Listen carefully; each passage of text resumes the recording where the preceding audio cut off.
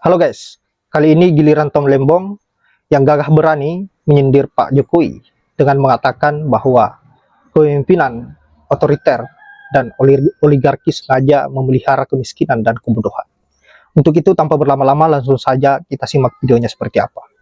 Pemerintah yang otoriter dan oligarkis memang selalu akan memelihara kemiskinan dan kebodohan. Ya, karena masyarakat yang miskin dan tidak bisa berpikir kritis ya, lebih gampang disetir ya, dan dibangun ketergantungan ya, yang kemudian bisa mempermudah rejim otoriter untuk menyetir masyarakat itu ya. Sementara negara-negara demokrasi itu selalu akan membangun sebuah kelas menengah yang tebal, ya, kelas menengah yang tebal, yang kuat, ya, yang tidak rentan, karena itulah tulang punggung sebuah demokrasi dan juga tulang punggung sebuah ekonomi yang sehat dan imbang. Itu kelas menengah, Pak. Jadi kelas menengahnya selalu dibangun agar dia berkembang ya. Dia nggak statis hanya itu aja ya. Itu seperti lingkaran positif, ya, atau lingkaran setan sebenarnya. Jadi lingkaran setannya kan kelas menengah kita lemah, jadi suara demokrasi itu lemah. Ya, kemudian rejim yang oligarkis bergabung dengan kubu-kubu yang secara politis cenderung otoriter, itu sengaja melestarikan kalangan yang berpenghasilan rendah, yang punya berbagai ketergantungan pada program-program sosial pemerintah, ya kan?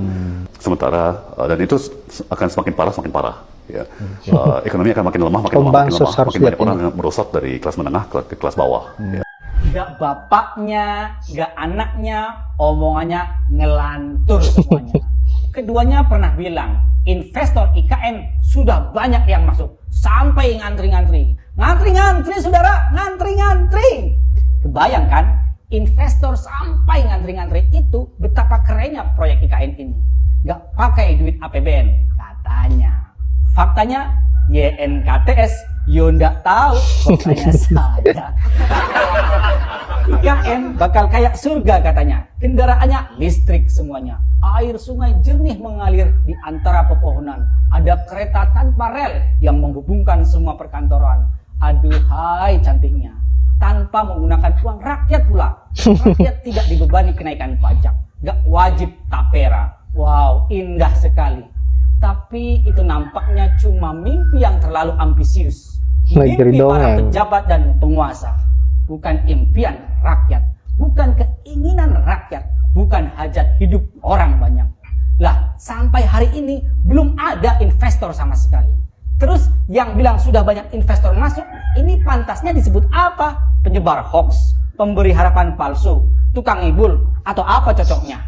Ya begitulah kalau sekeluarga ambisius ingin menjadi penguasa negara. Macam tulisan di kaos oblong, urus negara, no. Urus keluarga, yes.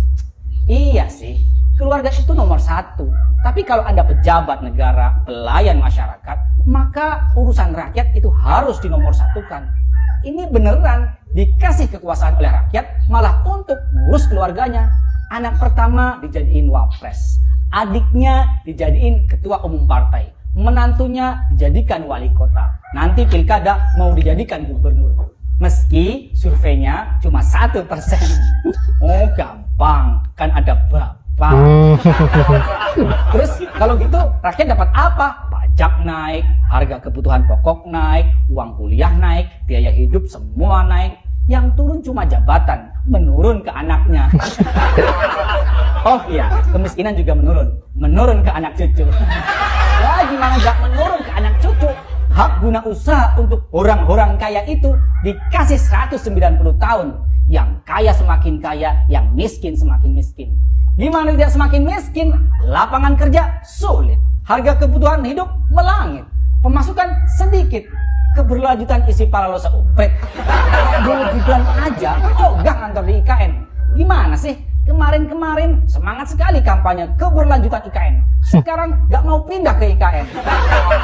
Ini IKN terancam mangkrak. Udah pada gak mau pindah, investor sepi, HGU pun diobral gak karuan. 190 tahun, waduh. Ini lebih kolonial dari kolonial. Pemerintah penjajah Belanda aja kasih HGU cuma 75 tahun. Kurang kolonial apa rezim dinasti Konoha ini? Menjajah rakyatnya sendiri. Investor dikasih HGU 190 tahun. rakyat kecil dipalakin lewat tapera. Rakyat kecil dipalakin kewajiban asuransi buat motor dan mobil.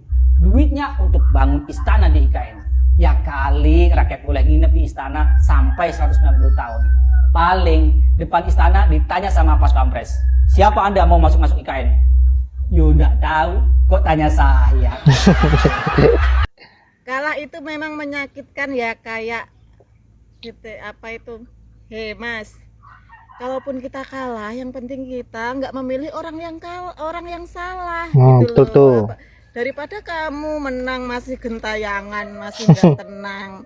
Nah, apa yang kamu dapatkan? Mereka yang orang-orang elit itu sudah mendapatkan berbagai jabatan, ada yang menjadi komisaris, menjadi menteri. Nah, kaum Bani 58 mendapatkan apa? Sekarang aku tanya, kamu yang kamu dapatkan itu sama seperti kita, kenaikan pajak, kenaikan sembako, kenaikan BBM. Terus nanti di 2025 juga akan ada asuransi buat kendaraan bermotor. Lebih ngenes lagi tuh kalian Bani 58. Kalau kita mah udah tahu pasti akan ada gejolak seperti ini. Kena prank. Kalian yang nggak tahu cuma kena prank. Lebih sakit.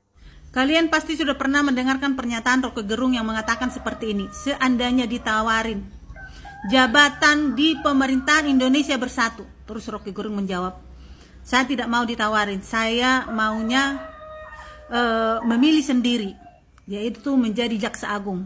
Yang pertama sekali yang aku tangkap adalah Jokowi. Seandainya pertanyaan itu dilontarkan kepada saya, seandainya lo ini ya, saya akan memilih jadi ketua KPK. Yang pertama sekali aku ciduk adalah tulangku, Luhut Binsar Panjaitan. Segitu bencinya ibu ini terhadap Palu. Kalau saya disuruh memilih, maka saya akan memilih menjadi Gibran agar bisa menjadi wakil presiden dengan modal ngantuk. Saya kira apa yang disampaikan oleh Tom Lembong dan juga yang lainnya selalu membukakan sebuah fakta-fakta yang benar terhadap kebobrokan pemimpin ini. Tetapi sayangnya kaum 58% belum bisa sadar-sadar juga. Benar kata netizen, fakta sekonkret apapun yang disampaikan kaum 58% atau kaum bansos, mereka selalu menutup mata dan menutup hati. Mereka lebih percaya kepada orang-orang yang memberikan bansos dibanding orang yang hanya memberikan fakta-fakta tanpa bisa dia rasakan secara instan. Dan inilah bahayanya pola pikir para kaum bansos atau kaum 58%. Begitu dikasih bantuan, maka mereka sudah bisa nyengir tidak karuan dan menganggap orang yang memberikannya bantuan adalah orang yang berjasa besar dan bisa diberikan kepercayaan, sama seperti contohnya Prabowo Gibran ini dan juga Pak Jokowi. Dan dampaknya apa? Negeri kita semakin tertinggal, bukannya maju tetapi yang ada hanya kemunduran, dan kemiskinan semakin meningkat. Ditambah lagi apa yang menjadi kebijakan-kebijakan dari pemerintah hanya bisa menyasarkan rakyat. Baiklah sahabat-sahabat, saya kira hanya itu. Terima kasih sudah menyempatkan diri untuk menonton, dan saya akhiri dengan ucapan wallahul muwaffiq ila aqwamit thoriq. Assalamualaikum warahmatullahi wabarakatuh.